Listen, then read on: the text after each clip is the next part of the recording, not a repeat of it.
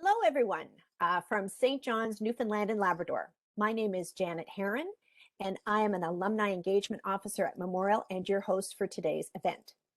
I'm here with Memorial University faculty members Dr. Elizabeth Schwartz from the Department of Political Science and Dr. Mark Stoddart from the Department of Sociology, both from the Faculty of Humanities and Social Sciences, to find out why a meaningful and urgent response to the climate change crisis does not seem to be happening.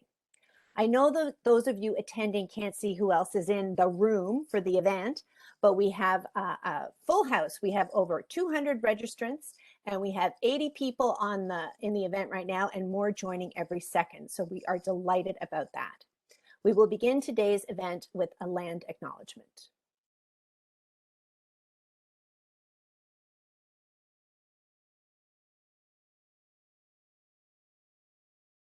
We acknowledge that the lands on which Memorial University's campuses are situated.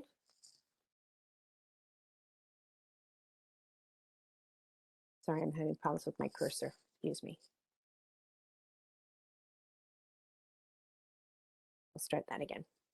We acknowledge that the lands on which Memorial University's campuses are situated are in the traditional territories of diverse Indigenous groups, and we acknowledge with respect the histories and cultures of the Beothuk, Mi'kmaq, Innu, and Inuit of this province.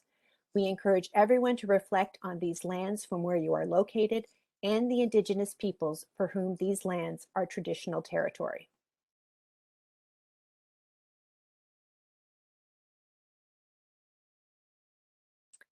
At the Office of Alumni Engagement, we are focused on offering various ways for you to connect with Memorial from anywhere in the world and are working diligently to create opportunities to celebrate, socialize, mentor, learn, and advance both your career and your life.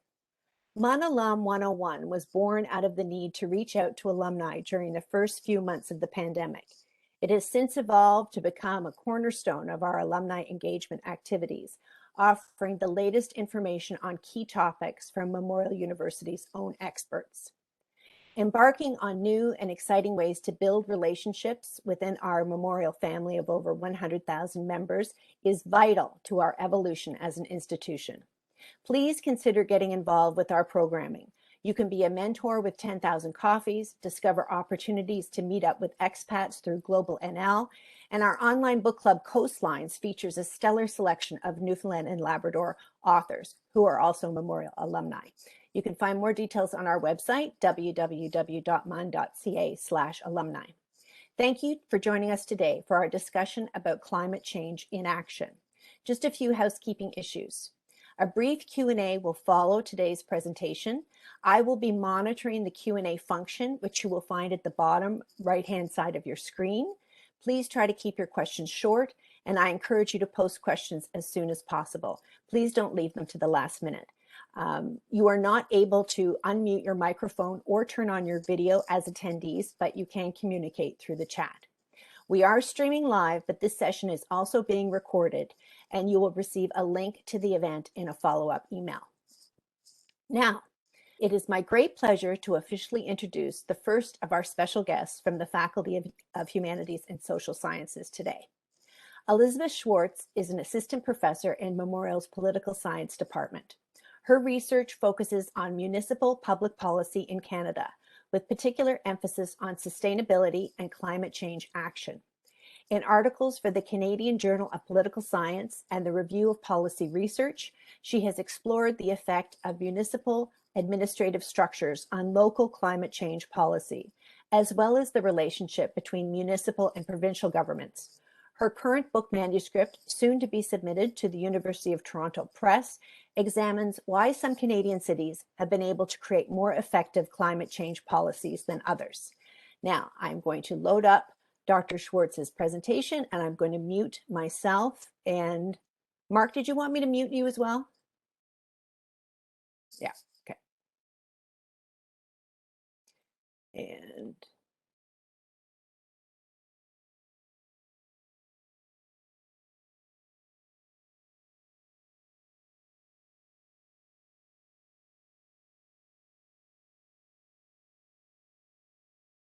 Great. Thank you so much for being here. My name is Elizabeth Schwartz, and I'm really happy to be here talking to you about what I see as some of the challenges to climate change action and the climate change action that we need um, for our world today. Oops, here we go. So before I start about talking about climate change in action, I want to talk a little bit about what climate change action would look like. And so I want to start by saying that climate change action needs to be both mitigation and adaptation. So that means preventing gas emissions both now and in the future to reduce the climate change in the future. That's mitigation. And adaptation, responding to the climate change impacts that we're seeing now and that we know will happen in the future as a result of emissions that have already happened. So we need to look at both sides of this. And I'm not, and in the popular discourse, we mostly focus on mitigation, but adaptation is also necessary. And the kind of action that we need has to be transformative. We need transformative change. So this is going to mean that we need to go beyond inventories and targets that we see that many governments put forward. So we need to, yes, of course, we need to know what emissions we are currently engaged in, and we need to have targets for reducing those in the future, but that's not enough. That's the beginning of climate change action. It's not climate change action in its entirety. And at this point, I think we've done many of the changes already that are not that costly, that are sort of win-win situations. And at this point, the transformative change that we need will probably be costly in terms of money and also in terms of the ways, resources, and our own behavior. So the transformative change will require us to change the way we live our lives. We won't be able to just go on as we have already gone on, and that's kind of scary. Um, and finally, transformative climate action pays attention to equity and justice. So we need to make sure that as we change the way we live our lives, as we engage in costly changes, that we're not leaving people behind. So if we are, in an extreme case, closing down the oil and gas industry, which Mark will talk about in his presentation, maybe not the closing down part, but we need to figure out how can we equitably and justly make sure that everybody is nobody's left behind by that change, that people who work in that industry or who are affected by that industry are not overly impacted, and people who are currently marginalized in our society aren't further marginalized by the kinds of changes that we will need to make. And particularly, when I'm thinking about transformative change here, a lot of the changes that we need will have to do with our energy systems, because those are the ones that that's the part of our society that is perhaps creates the most emissions indirectly and directly. So when we talk about so if we want government to take action, which I think I certainly think is important, and I think we often mean that when we say, why is Canada not met its targets? Often we mean, why hasn't the government done what it needs to do? And I want to emphasize that we don't just have one government, and we all know this.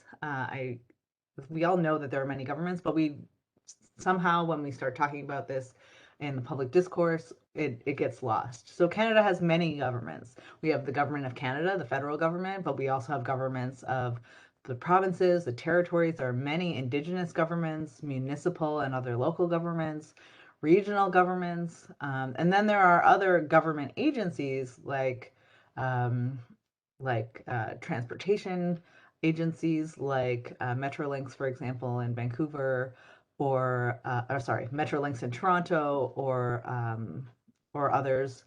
in other cities, and also crown corporations. So all of these, when we talk about government, we have to consider that there are lots of different actors here, lots of different governments that have to take action for us, for Canada and its governments to act on climate change. All of these governments need to be involved.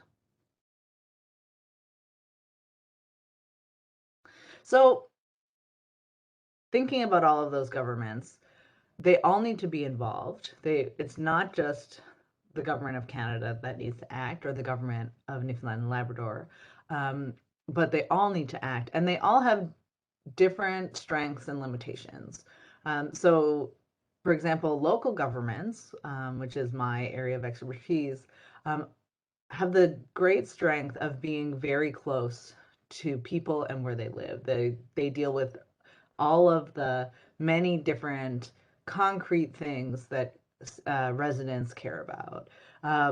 And but they don't. Their limitation is that they have very limited jurisdiction. They can only, in terms of physical space, they can only act within the physical space of their local community, and they have very limited resources. So we'll talk about this a little bit. I'll talk about this a little bit later, but have very limited money, for example. And they also are interconnected with all kinds of other governments. They can't go beyond what the provincial government lets them do, essentially. So, and this is true for all of the governments I mentioned, that all governments have great strengths. They can act very in some areas and in some ways very well, and have other challenges that they need to overcome. And we need them to work on climate change, all of them, and also to work on climate change action together. And this coordination issue is, as I will also talk about, a big, um, uh, it's a block to action. So I want to talk about three different ways why we see so much inaction in the context of what transformative change is needed, and also this multiplicity of governments that need action.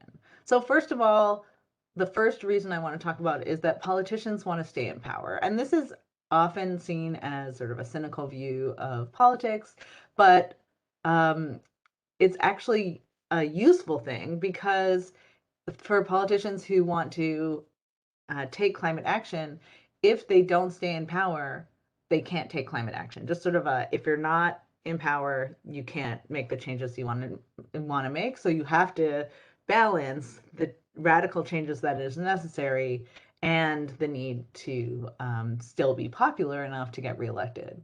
And so politicians are worried about climate change action because, as I mentioned before, for transformative change, we will need to change the way we live our lives. And as you probably know from yourself, change is hard. Changes, when we think about the relatively minor changes that we've seen through pandemic restrictions, this is relative to the kind of change that we will need to make to address climate change. This is not very big. And we already see that we are all tired of the pandemic. We all don't want to live our lives this way. There's the protests in major cities, especially in Ottawa, that we see because people don't want to change the way they live their lives. And so I think there's a real consideration for politicians.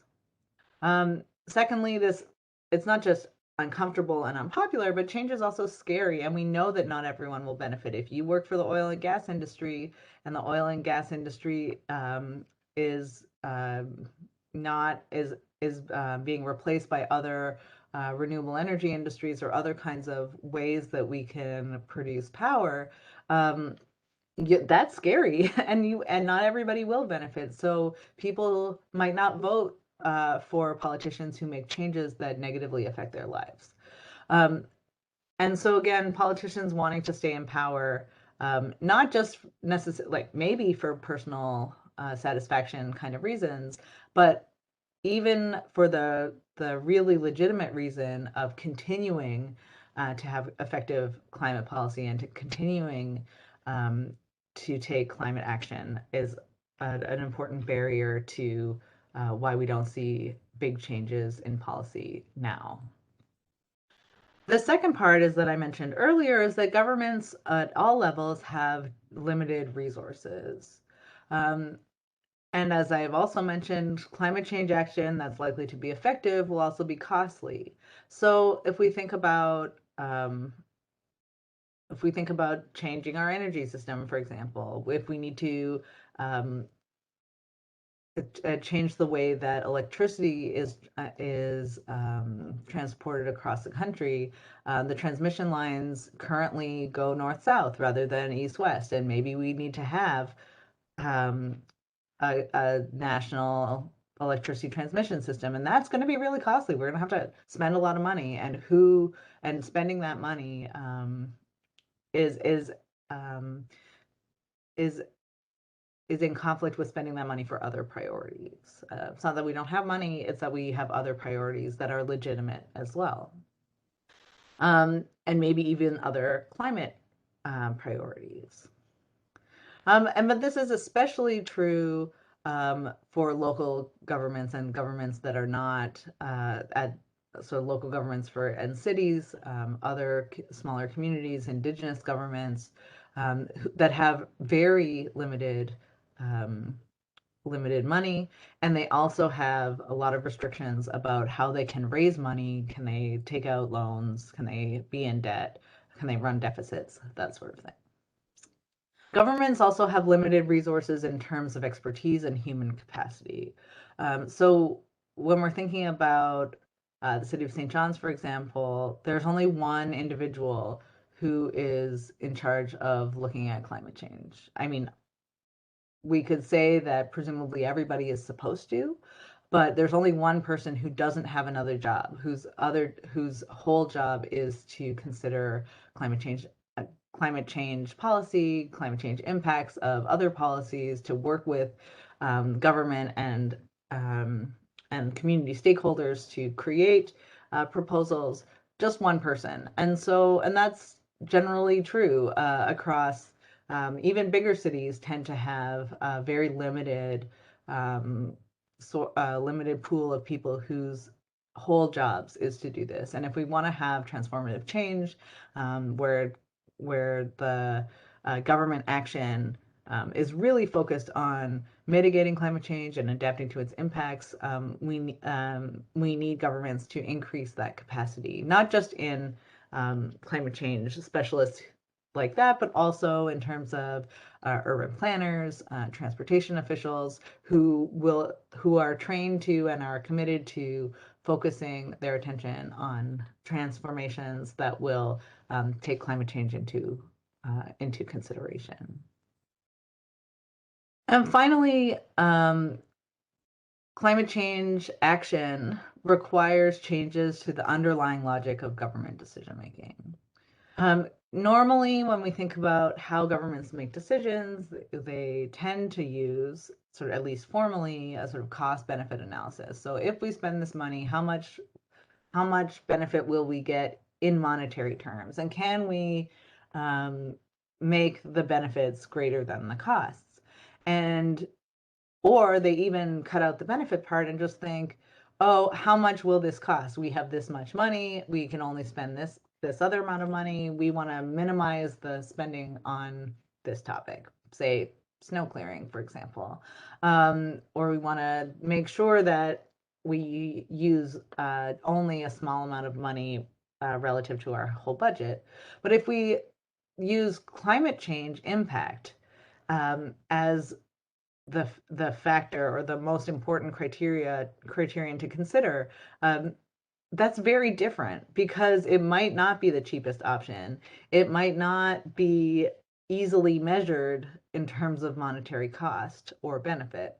And it probably requires a very different way of figuring out what the climate change impact will be for every decision that a government makes across all departments, across all governments and government agencies. And that's a huge change, and governments especially are even worse than the population at making big fundamental changes. One of the great things about government, so say some people, is that it's pretty stable. and we want our government to be stable. So making a huge fundamental change to the way government decision making is processed, we might think is not that difficult. It doesn't actually cost anything to change the logic, but it's really hard to do. And so we've seen a little bit of this with their systems like the triple bottom line accounting, and that start to do this and start to help governments make decisions with other considerations besides cost. But it's a really hard thing to do, and as we've seen, takes a long time to actually take hold, if at all. So I want to conclude just by summing up what I've said so far. So we know that climate change impacts are happening now, but somehow it still seems abstract. It's way more abstract than the pandemic restrictions that we see, the impacts of the pandemic and the changes that we need to make now. So part of what I'm saying is that, and you will have probably seen people saying these phrases at various times or variations of them, that we can't take action now because there are more urgent priorities. And there are lots of urgent priorities. The pandemic, for instance, we shouldn't we need to respond to urgent things that are happening now, but we also need to respond to urgent things and important things and things that will transform negatively our society and our world, such as climate change. So despite the fact that there are other urgent priorities, we need to also take action on climate change. You will also have heard many people in government say, not in these words probably, that we can't do this because we really need to wait to see what this other level of government does before we act. Or we need to have a collaboration with that other government before we can do anything. Or this is really not within our powers. We would really love to do that, but I'm sorry, we can't. The Constitution says, right? That's a sort of passing the buck. This idea that we can get out of this difficult thing because we can show how others should be acting. And I don't think that this is necessarily malicious. It's hard to do things that are not explicitly in a government's jurisdiction, but governments need to be, and people who work for governments, like we have to also make sure that we think about the people in governments, that we need to be taking action. And even if it's not explicitly our job as the government that we have, we are responsible for helping to move this forward, to doing what we can do, and to pushing other governments to do what they can do. And then I haven't really talked about this, but lots of times we hear someone will develop a technology to solve this problem. Like, we can't do anything about it now because it's much too hard, but someone will develop a technology. We don't need to change the way we live our lives. We don't need to do anything because someone will develop a technology. And at this point, someone has developed those technologies. There are lots of technologies out there, lots of different ways that people have created and tested. And we know that sort of physical technologies, social technologies, we have ways to solve most of the problems that climate change puts forward, but we need to act now. We need to not wait. We need to implement those technologies. We need to make the changes, and we need to move forward despite all of the reticence that we see, both that comes from the real challenges that exist in government, and also our reluctance to make changes that can seem scary. So thanks very much. I look forward to your questions and hearing from Mark as well. Thanks.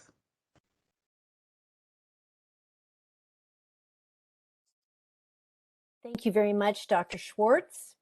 Our second special guest today is Dr. Mark Stoddart. He is a professor in sociology at Memorial University. For over a decade, he has been co-lead of COMPON Canada, which stands for Comparing Climate Change Policy Networks. This multi-team international project examines climate change, media discourse, and policy networks. He is recently the co-author of Industrial Development and Ecotourism's Can Oil Extraction and Nature Conservation Coexist? This book examines how coastal societies across the North Atlantic navigate different development pathways in the context of climate change. He is also co-editor of the Elgar Handbook of Anti-Environmentalism, which is due out in March 2022. I'm just going to pass along the presenter duties to Mark now. Thank you very much, Janet, and thank you everyone for joining today and attending. Let's just make sure I can get this clicking through properly. There we go. All right, and as we get going, I'll just also mention that a lot of what I'm talking about is based on over a decade now of research, largely in collaboration with David Tyndall at UBC, as well as with Adam Howe, our current grad student at UBC, and Gillian Smith has also been involved in a lot of the research I'll be drawing on here, who is a Memorial alumni and former master's student of mine. So I'll be synthesizing some of the big picture takeaways from some of the stuff we've been writing and publishing on over the last decade or so, without getting too deep divey into any single article or thing like that. So one of the things that's really interesting, and I think, certainly when we want to understand climate inaction, the dynamics within the political sphere are really important. The stuff that Elizabeth laid out matter a lot, right? The kind of electoral cycles, the interests of individual politicians, but there's also some other factors that I think that are outside of the political sphere, if we narrowly define it, that still impact on political responses to climate change, climate action. So one thing that we find in Canada is that we tend to rank really low on the Climate Change Performance Index, which ranks about 60 different countries. We're almost always in the bottom bandwidth. And that was true under the Liberals, under Paul Martin, going back to the beginnings of the index. It was true under Stephen Harper and the Conservatives, and it's still true under Justin Trudeau. That we've never really, I think, other than a brief window in the 2015 rankings where Trudeau came in and declared a bunch of good sounding stuff, Canada's never really crawled out of that bottom ranked tier of that global ranking of how countries are performing on climate change. So I think that's an interesting place to start. So how do we start explaining that, right? And so certainly the dynamics Elizabeth talks about are internal to the political system and shape that climate inaction. But we're also, as sociologists, my collaborators and I, interested in the other kinds of factors, social factors, that also shape those kind of policy responses.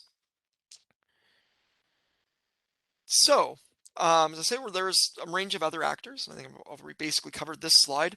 And here I'm going to talk about three things. Academics like to work in groups of three. Elizabeth had her three things. Now I'll get my three things, which are basically to talk a little bit about the mass media, the fossil fuel kind of sector, and environmental movements. And as three other factors that are kind of next door or contingent to the political sphere that also shape climate action or inaction, as the case may be.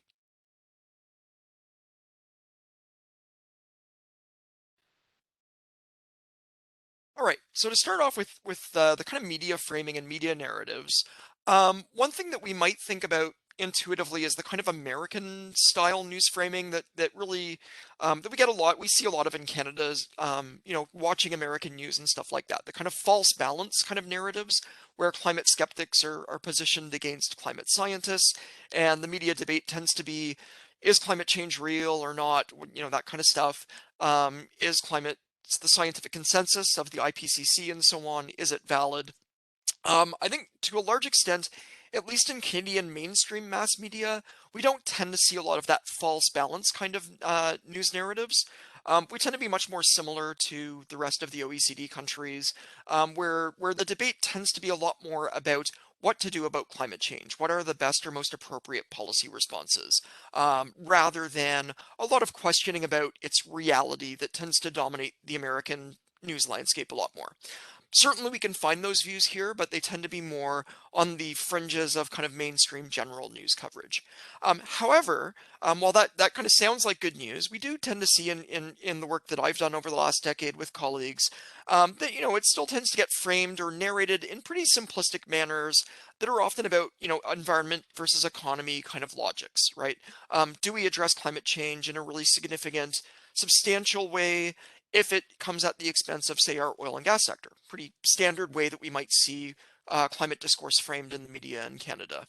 However, at the same time, I think we're seeing globally more and more of a shift beyond that environment versus economy kind of way of framing climate debate. So we are seeing more stuff around kind of green growth, climate finance, kind of business-driven climate solutions, all that kind of language, the kind of green recovery discourse, kind of a post-COVID, the idea of a post-COVID economy being greener, more sustainable, orienting towards climate action. And I think we've seen some of that adopted by the current Liberal Party, certainly, the kind of green growth kind of language. But I think it's still, will be interesting to see how much it really does circumvent that environment versus economy logic that's tended to drive a lot of the media coverage over really about the last 15 years in Canada.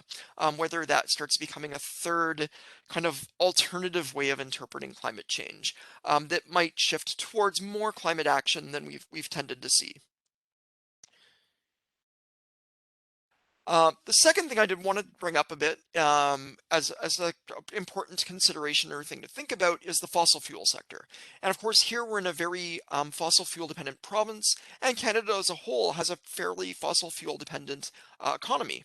And what we see in our policy network research is that energy sector interests, fossil fuel interests, are pretty well integrated into policy networks. And when I use that term policy networks, we're thinking a bit more broadly than just politicians, decision makers, policymakers. We're thinking about the whole groups of people who try to engage around issues of policy development. So that's often going to be, in the case of climate change, environmental groups, indigenous groups, businesses, business sector representatives, labor unions sometimes will be involved in these issues. So we're thinking beyond just the policymakers and decision makers to all those other folks that are trying to gain access, to have their opinions heard, to have influence, right? And we see that energy sector interests are pretty well integrated. They are perceived as influential in policy networks, and that those interests are pretty consistent across whichever party we're talking about, right? Both the Liberals and the Conservatives, tend to have these ties to folks in the energy sector. And I don't think we want to think about this as a kind of nefarious, kind of black hat, evil lobbyists trying to corrupt the decision-making process, but rather it's how policy networks tend to work. A variety of interests and actors try to get their voices heard, and the fossil fuel sector tends to be quite successful at doing that and having their interests accounted for. What we saw under the Stephen Harper Conservatives meant a lot of a focus on economic growth that really overshadowed climate action, right? And that really there was a lot of kind of pivoting away from meaningful climate action as much as possible, and really emphasizing messaging of economic growth. Which I think reading recently Alex Marlin's book on communication strategies under the Conservatives, he talks about that idea that they were very much constantly trying to distract from environmental questions by focusing kind of economic growth messaging. Conversely, since 2015 and the shift to the Trudeau Liberal government, that's often meant very kind of symbolic commitments to climate action that haven't really substantially tried to curtail our energy sector or really constrained it in really significant ways. So by controlling the kind of pace of action or the direction of action, or by emphasizing things like more individualized types of climate responses, we haven't really grappled that much to date with our fossil fuel dependence in this country, our economic dependence on the fossil fuel sector. And we tend to kind of structure climate action in ways that haven't really disturbed the sector that much, to a large extent. But I also want to have a bit of a side note here, that the fossil fuel sector is not homogenous. It's very diverse, especially if we look globally. The oil and gas sector, they are global commodities. It's a global field. And some really great research going back about 20 plus years now, not done by myself, but by others, show that there's a lot of meaningful differences in how oil and gas companies approach climate action that often relate to where they're headquartered. And companies that are headquartered in the EU, for example, where there's generally much stronger pro-environmental values, to really generalize broadly here, but also generally stronger environmental regulations through the EU kind of frameworks. Energy sector companies over the last 20 years have tended to be more proactive, more forward-thinking, and more adaptable to the kind of changing climate policy and energy landscape, and be more forward-thinking. And by contrast, it's actually been companies headquartered in North America, which are the ones that most of us are more familiar with here in Newfoundland and Labrador, that are the more obstructive kind of ones, right? That we tend to see that more oppositional, obstructive kind of approach to climate change. Where I think we want to have a bit of a caution here is that oil and gas are global commodities, right? If we start to see large-scale shifts in our energy systems globally, we are at risk of being real laggards if we're not part of these kind of clusters of companies and countries that are being more forward-thinking, that are being more adaptable, right? So I think that's something we really want to think about, because to a certain extent, if our province, I would argue, often is a kind of climate laggard relative to a lot of other parts of Canada, certainly relative to British Columbia, or Quebec, and a few others, PEI, Nova Scotia, the provinces we might think of as being more the climate leader kind of side. Regardless of what we do, though, the global energy sector is changing, right? And we want to be aware of what's going on and those kind of conversations and shifts as that is happening. And then, of course, the third thing I want to focus on is the role of environmental groups and climate scientists, climate researchers, us, probably some of us in the room, and the groups whose job is often to try and provoke policymakers, to provoke decision makers into taking stronger climate action, to try to nudge beyond climate inaction. And what we see in our research is kind of a mixed picture. Is that environmental, climate researchers, environmental groups tend to be pretty decent at getting media coverage, of getting media visibility, getting their opinions out there.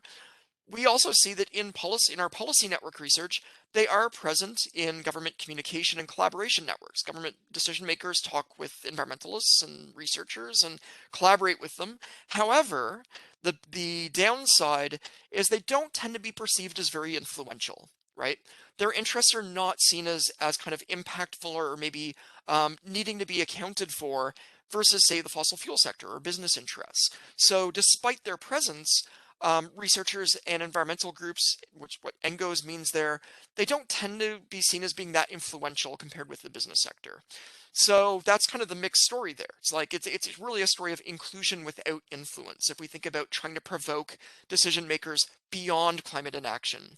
So the closing point I'll make here, I guess, would be maybe a call more to the climate researcher and environmental group kind of folks, the civil society kind of folks, is that we may find more political efficacy in terms of moving the needle on climate action, of nudging stronger climate action by engaging or aligning with maybe more of the subnational levels of government that Elizabeth was talking about, right? Climate change is a multi-level problem. It's being grappled with at the international level, national, provincial, local, and it might be at these more subnational levels where there are kind of some interesting climate leaders, right, where they can be aligned with or nudged even further. So at the municipal level in Canada, Vancouver is probably a really good case in point, really good standout, as Elizabeth has written fantastically about in some of her work, and I really look forward to seeing the book because I'd like to see the bigger picture of that as well. And at the provincial level, we might again look to some of those climate leader provinces that have tended to be Quebec, British Columbia, PEI, Nova Scotia, and so on, and and engage those leader province regions and cities to try and nudge action further and faster than to kind of get around some of that inaction at the federal level, the kind of the deadlock at the federal level sometimes, or the slow incremental progress at the federal level.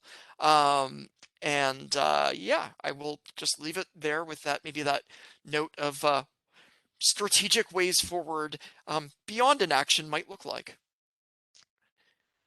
So thank you very much.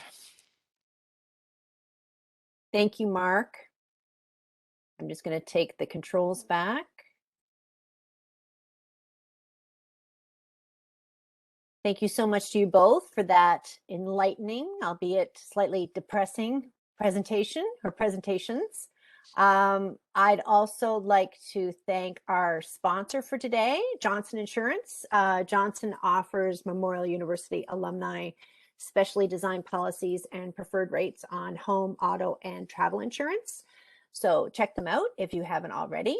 Now it is time for questions. We have a bit of time, about 15 minutes, and we have a few questions already. And I think the first one I'm going to come up here with, and Mark, you might have alluded to this in your last remarks there, but what do each of the panelists feel is the first tangible step we need to make on the road to climate action?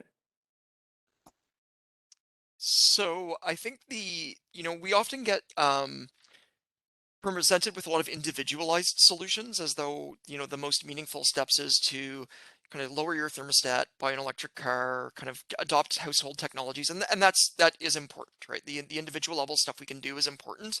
But at another level, climate change very much is a collective action problem that I think does need very strong policy solutions, right? I mean, even if every Canadian adopted a lot of the individualized stuff we're told we need to do, if we don't actually address the fossil fuel dependency of our energy systems, we're going to be in trouble, right? And so that also requires that kind of policy level stuff. So I'd say that means trying to support agitate around climate leaders, support climate leaders at the municipal level, at the provincial level, at the national level. Kind of it is a multi-level game, to put it in those terms. So there's the stuff we can do in our households, but I think it's also to be kind of politically engaged, support environmental movements who are doing the work that resonates with you, and that you think is kind of capturing that.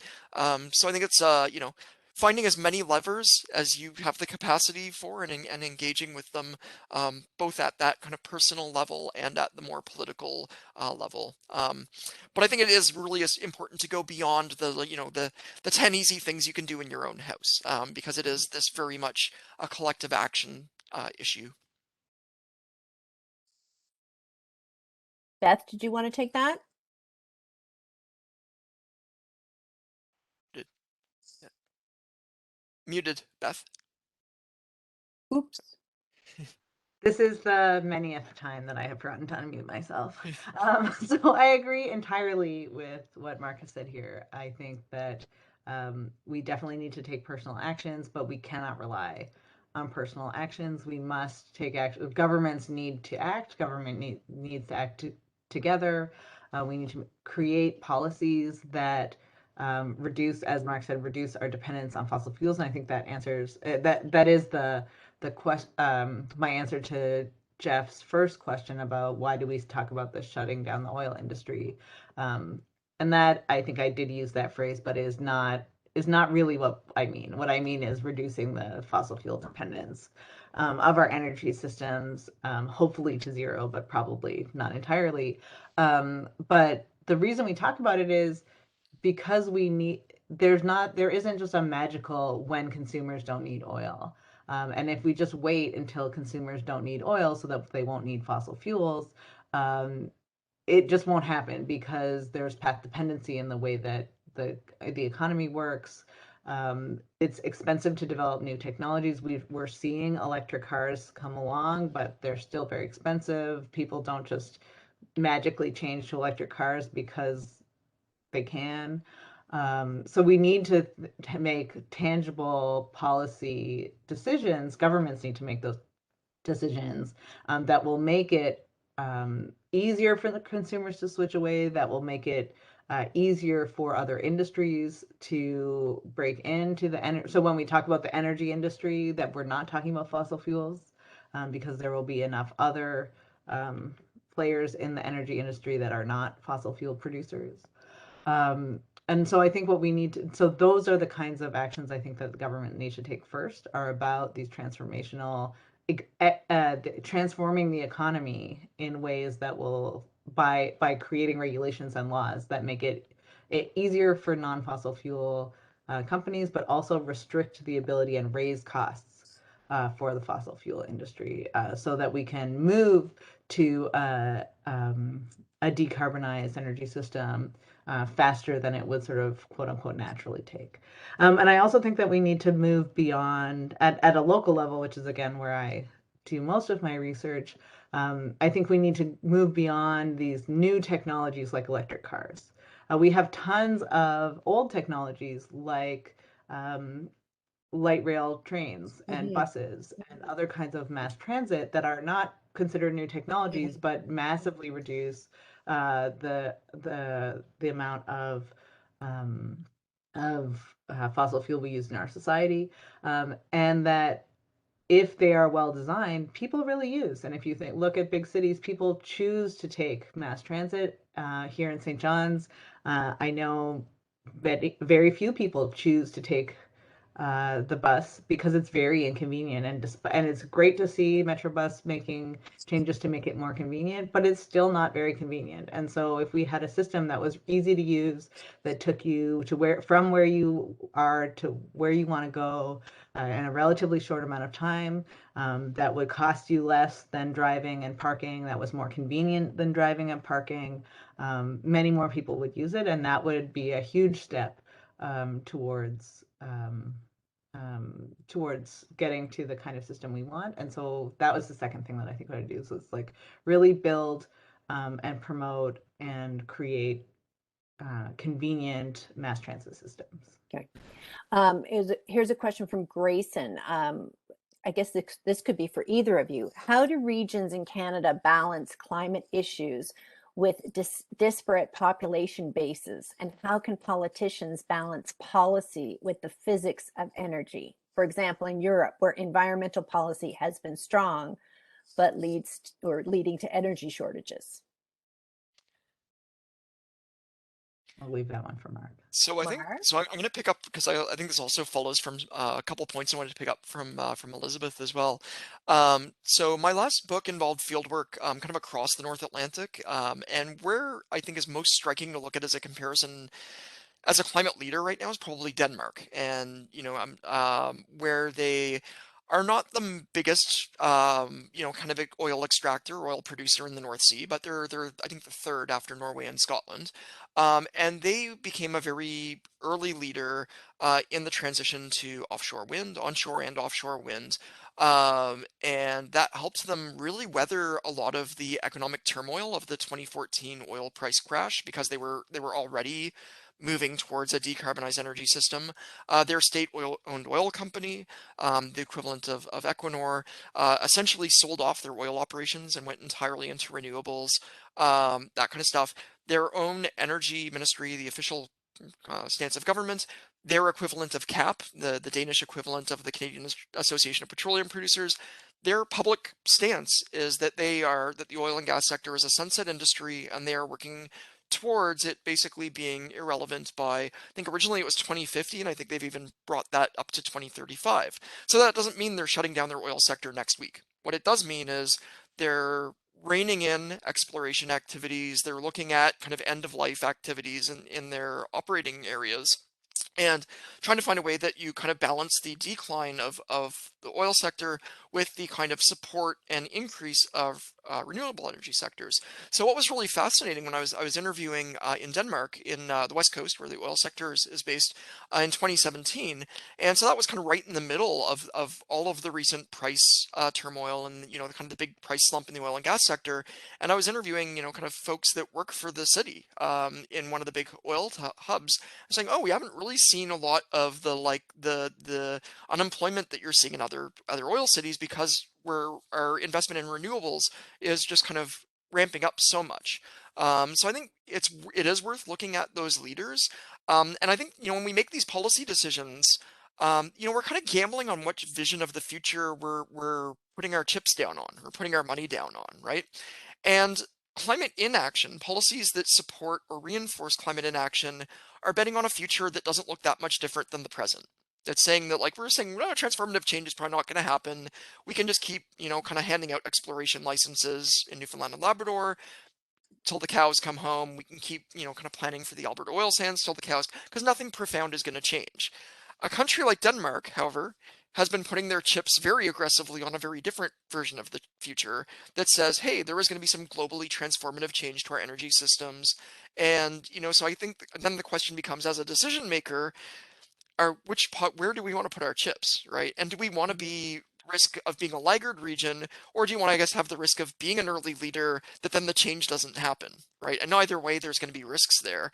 But that's kind of what we're doing with Climate Inaction, is we're essentially doubling down all our chips, to use a gambling metaphor, on the, substantive change is not going to happen globally. And personally, I think, the time I've spent doing field work in Denmark, I see that as a much more and we can be critical of it for various other things, but it's a very good vision, I think, or a very good vision of what leadership looks like, what aggressively kind of moving into a decarbonized future might look like. So yeah, I guess that's maybe where I would kind of take that. I don't know if that more or less answers the question, hopefully, but Mhm. yeah. Um, I here's a could question. take on, sorry, I just Go wanted to ahead, take Elizabeth. on the beginning of that question Yeah. about balancing Canada regions in Canada. And I think that this is a really important thing, because places like Newfoundland and Labrador, Alberta, Saskatchewan, and to some extent places like British Columbia that are dependent on natural resources, and particularly fossil fuels, have entirely different economic trade-offs to make when it comes to decarbonization than other provinces that whose natural resources are not fossil fuel based, like Manitoba, Ontario, some of the Maritimes. And so this is a hard question. We don't ever say, oh, it was a comparison that my mentor Catherine Harrison makes, that she says, like, we don't ever, if you look at the political economy of Canada's provinces, we say, oh, Canada should act as one. But we never say, oh, Canada and Saudi Arabia should have the same climate policy and they have the same trade-offs to make. So I think that this is part of why there's climate inaction, right? Because the different provinces, it's hard to act nationally when the different provinces have such different situations. But it also goes back to what I was talking about equity and justice and making sure people aren't left behind, is that there are going to be really big losses as we move to have transformative change and decarbonize our economy and our energy systems. And so we need to be aware that provinces that are highly dependent on fossil fuels are going to have much, if we move dramatically to reduce our dependence on fossil fuels and reduce our fossil fuel exports, especially, we're going to need to support those people, maybe not. I don't love the sort of we should give provinces money, but we need to support the people in those places, where the economy will have dramatically changed, as happened with the cod moratorium in Newfoundland and Labrador, when there was a massive decline in our natural resources and our natural resource extraction in that way here. Okay. We only have time for a few more questions, and we have a lot of questions. So here's one from Kathleen. Have we finally landed on the moment where transformation has been demonstrated as entirely possible? For example, as seen in the global pandemic response. So I think the things that give me optimism, strangely enough, are actually the kind of current research I'm doing, which involves looking at some oil company internal documents like sustainability reports and stockholder reports. And of course, stockholder reports are for generally an audience of people who just want to make money off their stocks. And so I think Shell's last stockholder report basically started laying out its strategy for declining its exploration program globally. So, and then you kind of start having these conversations about global energy transitions in those, radical environmental outlets like Bloomberg's and Forbes.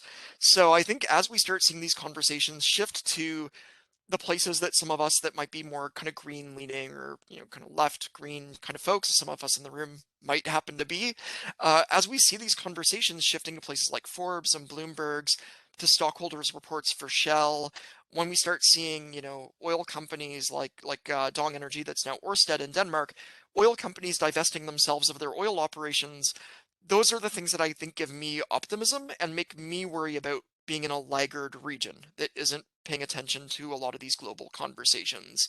So I'd say that that's where I would maybe see that, yes, that like I'm optimistic that we maybe are at a point of transformational change when these are the conversations that are happening amongst kind of pretty high level global capitalist class kind of folks that whose main interest is following the money, right? Not necessarily environmental ethics.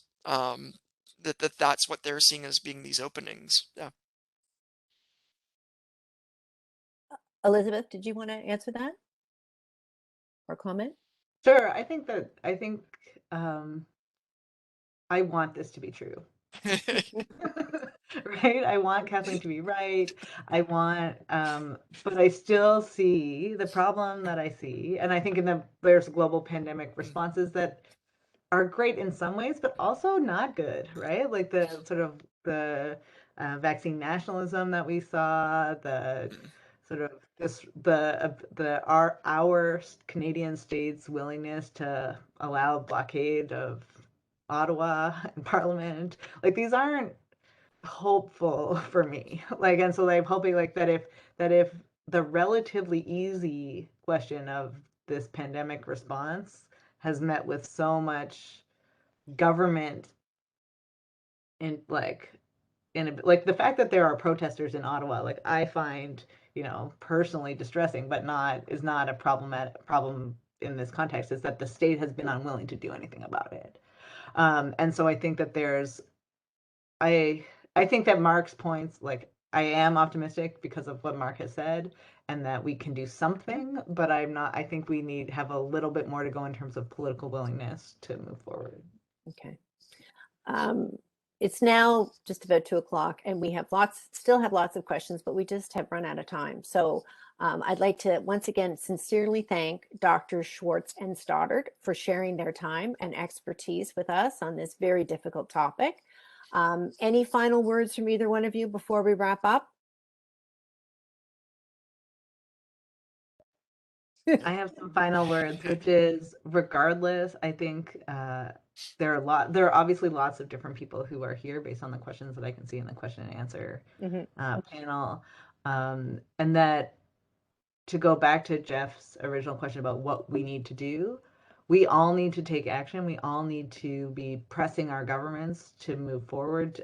Whatever you believe is the most pressing thing that we need to do, we should definitely be pushing our governments to do that and be telling our governments, as Catherine Harrison and Simon Donner wrote in a recent piece in the conversation, that we need to be telling them that we are willing to make these changes, that if they make policy changes that will create transformations in our lives, as the pandemic responses have, we are willing to make those changes, and that we want them to make these policy changes, even if it will affect our lives potentially a little bit negatively, and that we are willing to make these small sacrifices in order to create the transformational change that we need to save our country, our planet, our society as a whole. So pushing that forward is a really important thing that we should all be doing. Fair enough. Mark? That's good.